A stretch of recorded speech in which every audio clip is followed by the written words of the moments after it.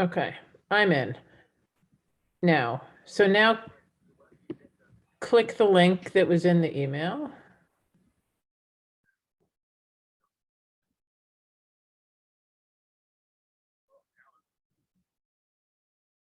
Ah, Larry Goldsmith entered the waiting room.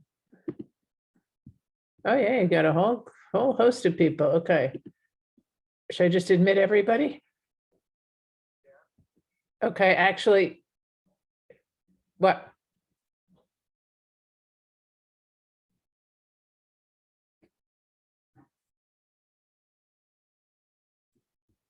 Okay, I'm gonna make you the host. I'm gonna let all of these people in, and then I'm gonna make you the host, and then I'll hang up.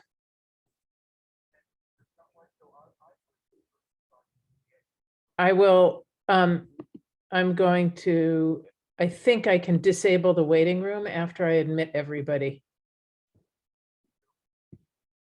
Okay. Okay, everybody's in. Goodbye. Yep. Bye.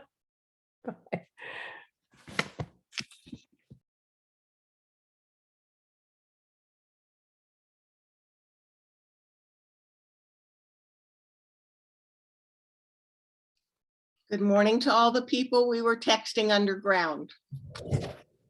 Okay. Is Fran not here today? Larry, you're muted. We can't hear you, Larry. Larry's leading quietly a very silent meditation. I'm unmuted. Okay, I can see that. So is that link okay? Because it didn't work for me for a long time. Yeah, Fran could not get in. So I got on with Fran early on and we could not get it to work and she had to go to her retreat. So I just got in touch with Rena and she opened us up. So I think we're good. Okay. I really think we're good. Okay, So good morning. good morning. So anyway, I ended up telling Fran that I'll hold the space this morning. So yes, here we are. Thank you. Thank you. Yeah, so I'm just going to read what I wrote and then we'll do our meditation and we'll talk. So let me get my little, here it is. Okay, so our time in biblical times. As we've just concluded the book of Genesis and are beginning the book of Exodus, I'd like to tell the story a little differently than it's usually told. I want to connect Jacob with the oppression in Egypt. I also want to connect the beginning of the redemption from Egypt with the Song of Songs. My telling of the Jacob side of all of this is mostly my own, wrought after decades of rage at the story itself. My telling of the time in Egypt is based on Midrash, as presented by Aviva Zornberg. I'd like to connect it all with the current situation in our society.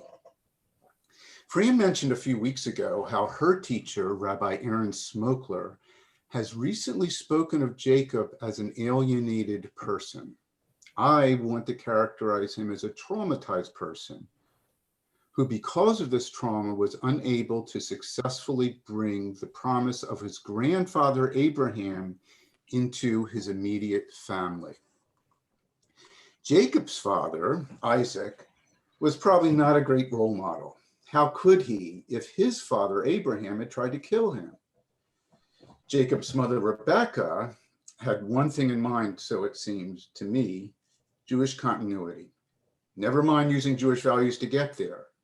Their family had to become a people. That goal became a huge part of Jacob's identity, as he was the one to carry on the line.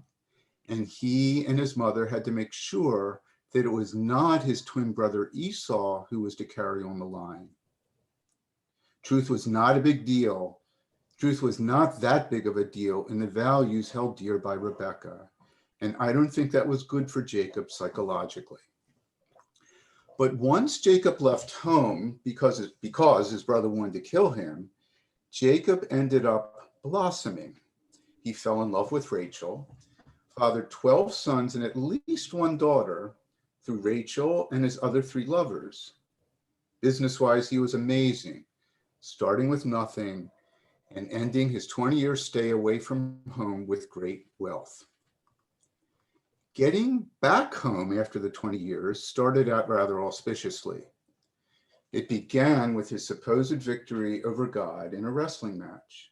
Then he made peace with his brother. But then things started going south. His beloved Rachel died. Then the one daughter who is mentioned in the biblical account, Dinah, went out to see what the new neighborhood was like. By some accounts, she fell in love with a cool guy around the block.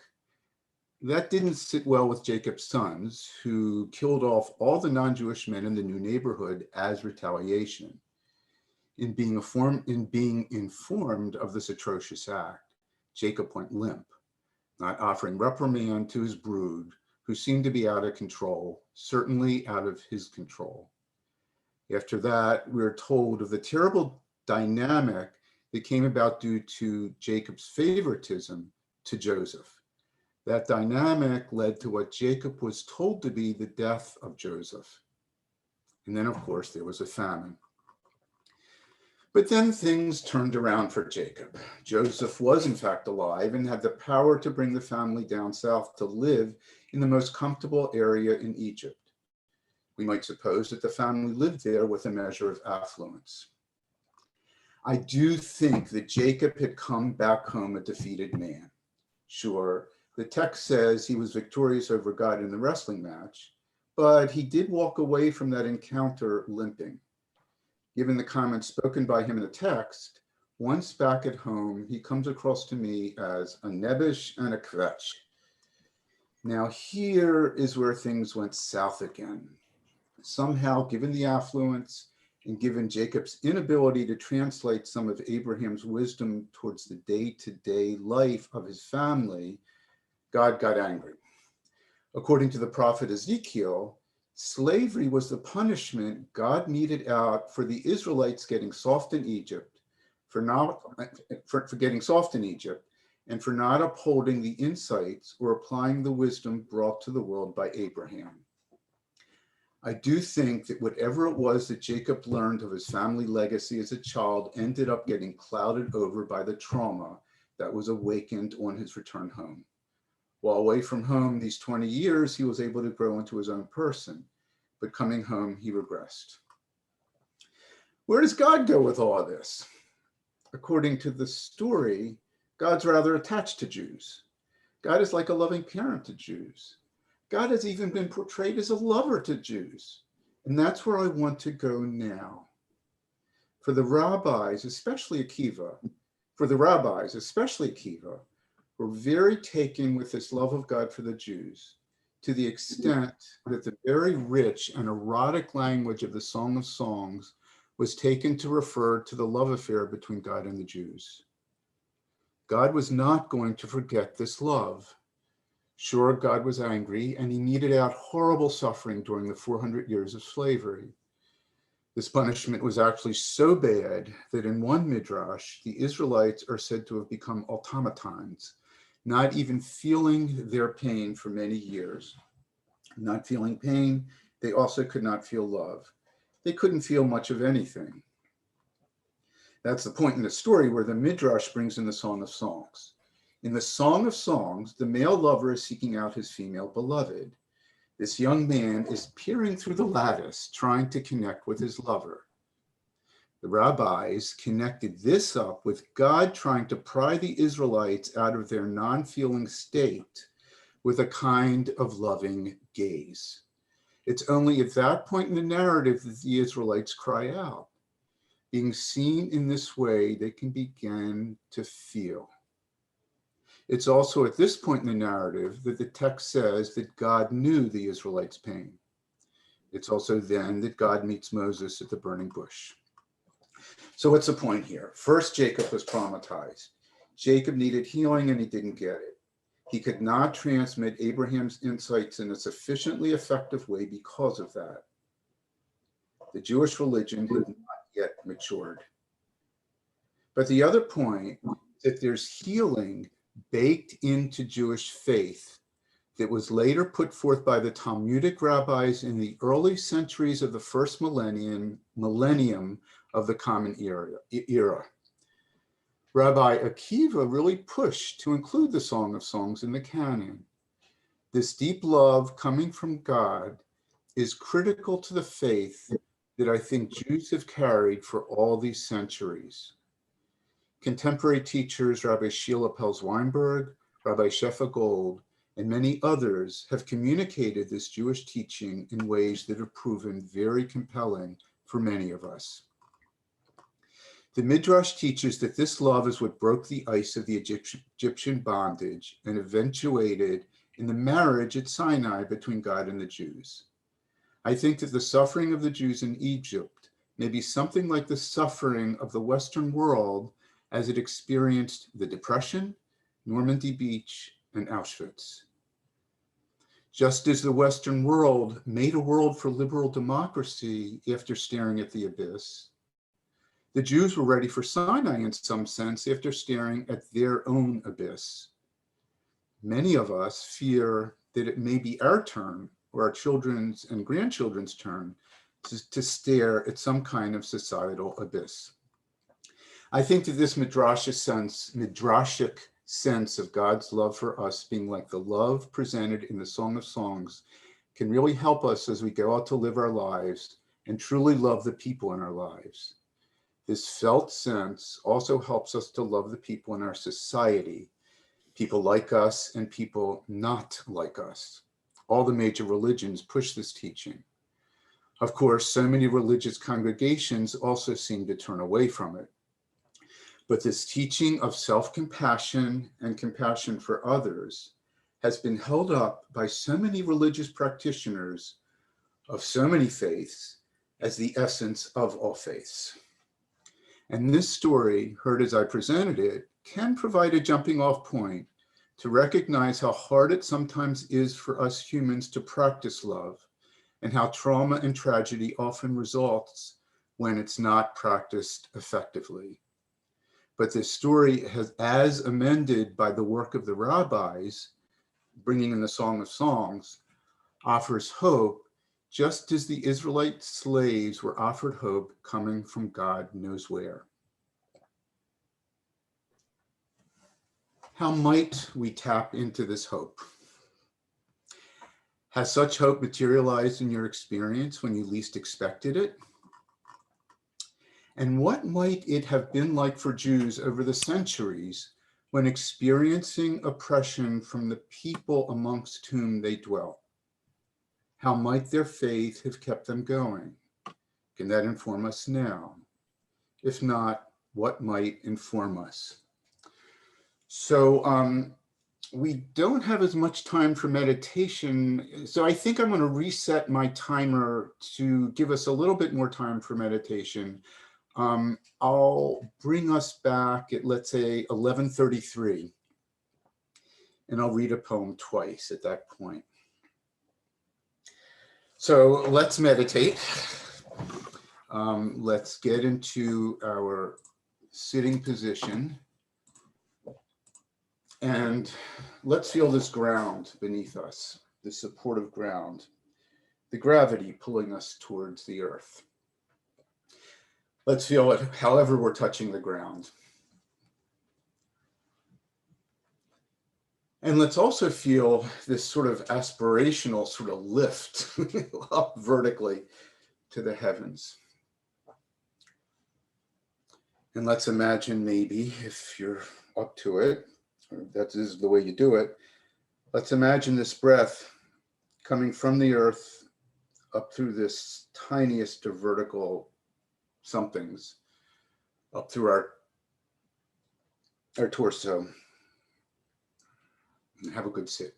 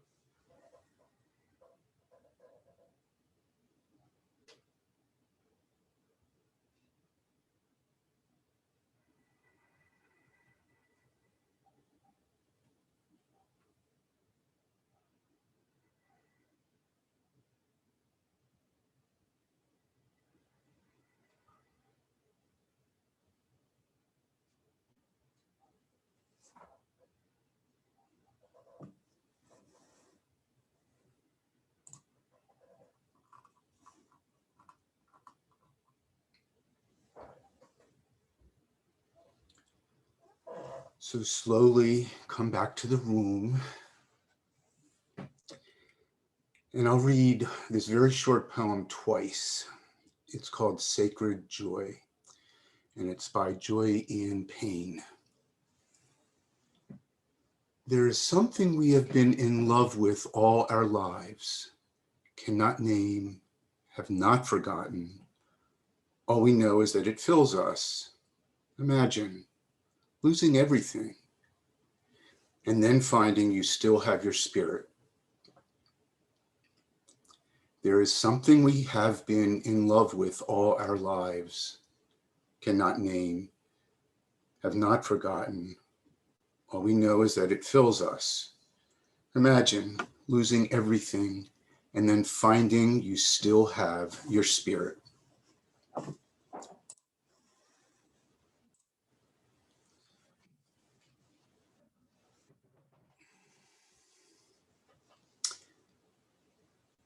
So, did anybody notice anything in particular during this sit that they wish to share?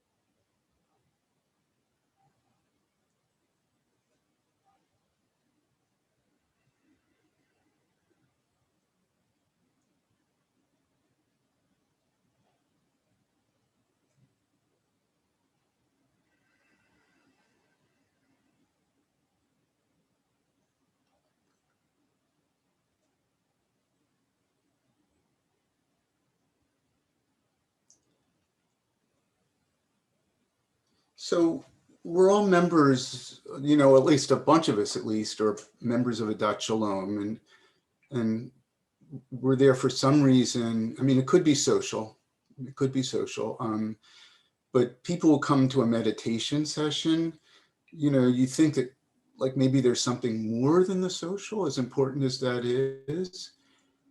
So what is it that draws us? And how might that, my question is, how might that be connected to a sense of hope and joy and just joy in being alive in the face of stuff that sometimes can be rather rough?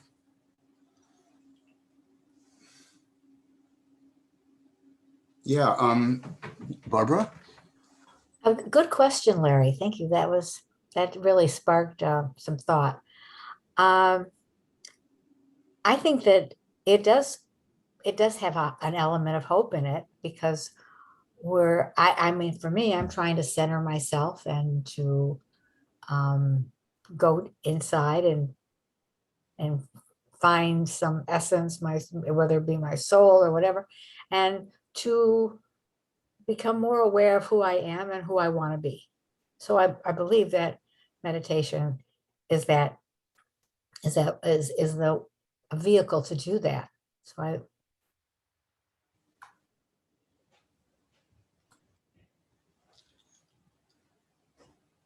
And does text ever help? I mean, we've talked about meditation and we can talk about meditation, but does the story, the Torah, does Torah have a place, and does Jewish history have a place? Does being a Jew have a place in hope? And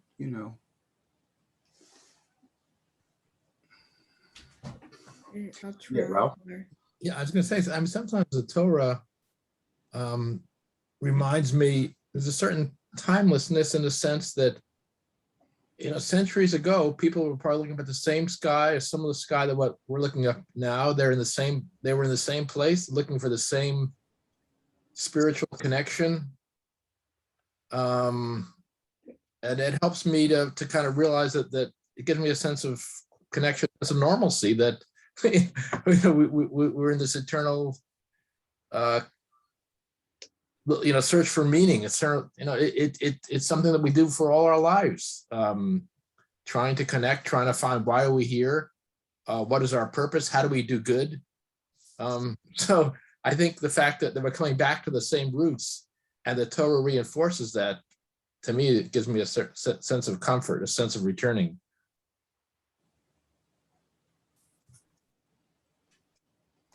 Yeah, Carol? Um, I have not been in a meditation group in probably years. And it's been on my mind, but this is the first time I've actually gotten here. So when you said, go ahead and meditate, I thought, oh, do I remember how to do this? But I did, I think.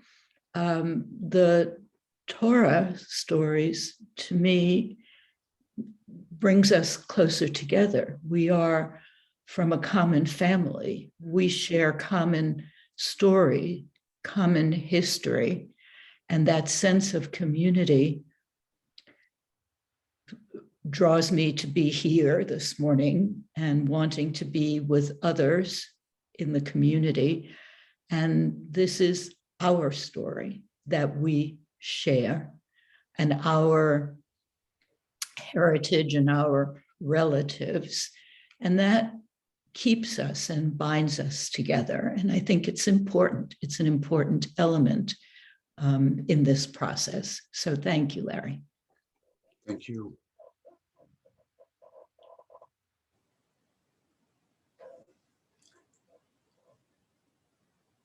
Larry, Yeah, Marilyn, yeah. so I think what you did today brought us to the fundamental sort of dilemma of being alive and trying to find faith, and it made me think a lot about what, kind of the old the book about why do bad things happen to good people, and this struggle to understand why some people suffer and some people don't, or why some people dodge the bullet, like I have several times. I feel like in my life I've dodged the bullet, but yet I have very close friends and very close family members who didn't. And just hitting on that today